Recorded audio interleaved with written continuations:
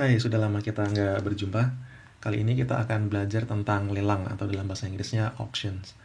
Nah, di sini kita akan spesifik belajar tentang lelang harga kedua atau second price auctions.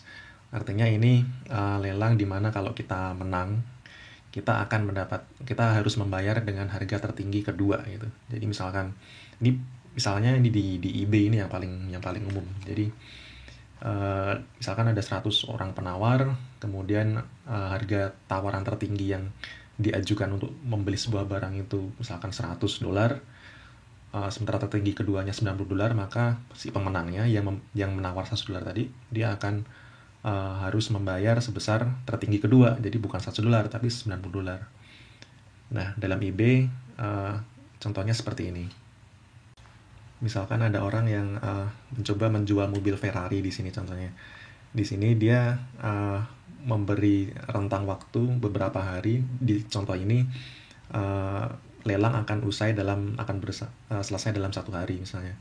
Nah, di sini kita lihat ada beberapa puluh orang yang mengajukan tawaran gitu kan, di mana tawaran tertinggi pada saat itu adalah sebesar 95.000 Australian dollar. Nah, di sini kita kalau pengen membeli mobil Ferrari ini, kita tinggal masukin aja angka berapa yang kita yakin, yang kita suka gitu di kotak yang warna putih itu. Jadi kita bisa memasukkan angka di atas 95.000, karena di sini kalau kita pengen menang kita harus di atas 95.000 gitu kan. Nah, nanti di akhir periode kita akan melihat hasilnya, apakah kita akan menang atau enggak. Dari situ kita kemudian bisa mengajukan pertanyaan, sebenarnya berapa sih angka ideal yang mestinya kita masukkan ke dalam kotak putih itu, berapa sih kita mestinya melakukan bidding, berapa besar saya harusnya menawar gitu.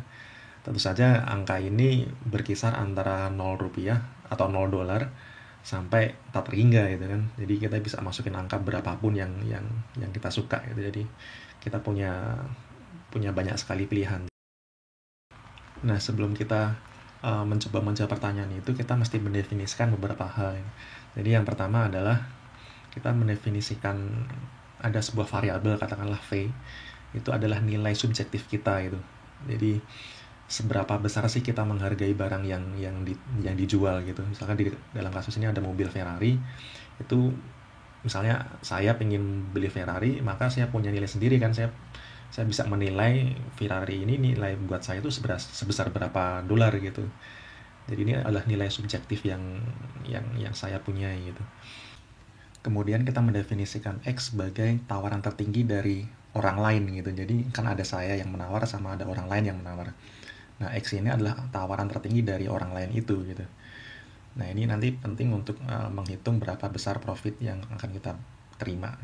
Definisi ketiga adalah B. Jadi B ini berapa yang mesti adalah nilai yang saya tawarkan, atau tawaran saya itu berapa gitu. Tawaran ini tentu saja nilainya bisa yang seperti tadi saya bilang, bisa antara 0 sampai positif tak terhingga.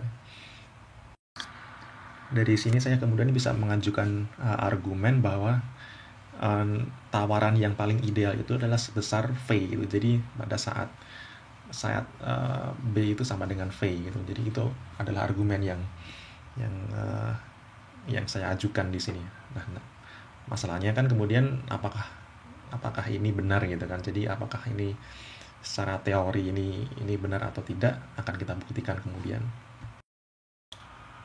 Nah, untuk membuktikannya kita cukup membuat pengandaian saja. Jadi pengandaian pertama itu adalah misalkan kita menawar sebesar B lebih besar daripada V gitu. Nah, pada saat B lebih besar daripada V, maka kita bisa mengajukan beberapa skenario, di mana skenario pertama kita representasikan dalam bentuk garis yang seperti ini. Di sini makin ke kanan maka nilainya makin besar, maka di sini V ada di sebelah kirinya B itu kan, karena B lebih besar daripada V. Nah, di sini di skenario pertama ini andai kata tawaran tertinggi ternyata adalah sebesar X gitu, maka andai kata saya menawar sebesar V, maka saya akan menang gitu kan, karena V lebih besar daripada X. Dan jika saya menawar sebesar B, maka saya juga akan menang karena B akan lebih besar daripada X. Nah, dari sini kita bisa melihat bahwa profit atau keuntungan saya itu jika saya menawar sebesar V adalah sebesar V dikurangi X. Ini karena profit itu adalah berapa nilai yang kita terima karena kita bisa memenangkan barang itu dikurangi ongkos yang kita mesti bayar gitu. Nah, di sini ongkos yang mesti kita bayar adalah sebesar X gitu kan, karena dia adalah nilai tertinggi kedua yang ada di lelang itu gitu. Jadi nilai tertinggi pertama itu kan V misalkan dalam kasus ini ya. Kalau kita membid sebesar V. Sementara harga tertinggi kedua kan adalah X gitu. Sama halnya kalau kita membid sebesar B, maka harga tertinggi kedua kan adalah X gitu kan. Nah, maka X itu adalah nilai yang mesti kita bayar gitu. Maka profit didefinisikan sebagai V minus X jika kita menang. Kita kemudian bisa maju ke skenario kedua di mana X atau nilai akhir dari lelang itu ternyata sama dengan value yang kita, subjective value yang kita punya itu. Nah, dalam kondisi ini karena X sama dengan V, maka jika saya menawar sebesar V, maka saya nggak dapat profit apa-apa gitu kan. Karena V sama dengan X, maka profit sama dengan 0 gitu. Jadi andai kata ini draw, kemudian ada undian apakah saya menang atau kalah, hasilnya nggak akan berpengaruh karena kedua-duanya akan memberi profit sebesar 0 gitu. Nah, andai kata saya melakukan bidding sebesar B misalnya gitu, di mana B lebih besar daripada V, saya udah pasti menang gitu kan. Karena B lebih besar daripada X gitu. Tapi dalam kondisi seperti ini, karena ini lelang harga kedua, maka profit saya juga akan sama dengan 0 karena V sama dengan X. Dari dua skenario pertama ini kita bisa melihat bahwa apabila saya menawar sebesar V atau B, itu nggak akan ada pengaruhnya karena akan memberi hasil yang sama. Tapi bagaimana dengan skenario ketiga? Kita lihat deh di skenario ketiga. Di skenario ketiga kita akan melihat bahwa andai kata nilai X itu ada di antara V dan B, maka apabila saya menawar sebesar V misalnya, maka saya akan udah pasti kalah kan, karena bidding saya akan lebih rendah daripada yang ditawar orang lain yang sebesar X itu misalnya. Jadi saya profitnya 0. Tapi andai kata saya menawar sebesar B, di mana B lebih besar daripada X, saya menang, ya kan? Saya menang. Tapi profit saya akan negatif karena di sini V dikurangi X akan negatif. Jadi nggak, kemenangan saya akan kemenangan yang sia-sia gitu. Di game teori yang kayak gini sering disebut sebagai winner's curse. Jadi karena saya menawar terlalu tinggi, maka saya mesti bayar terlalu tinggi daripada nilai yang sebenarnya saya punya gitu.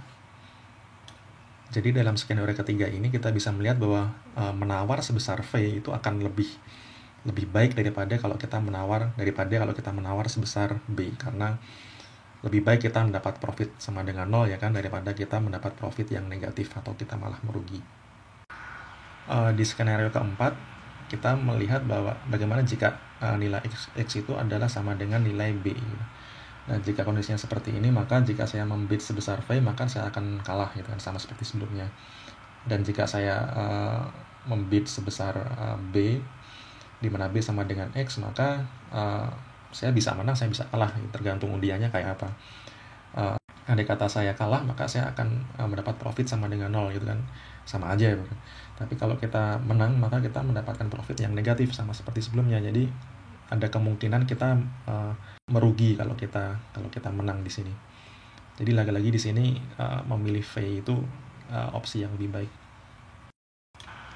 Kemudian untuk melengkapi pembuktian kita, maka kita lihat di skenario kelima di mana X lebih besar dari V maupun B. Di sini udah jelas kalau memilih V atau B itu sama aja karena dua-duanya akan kalah.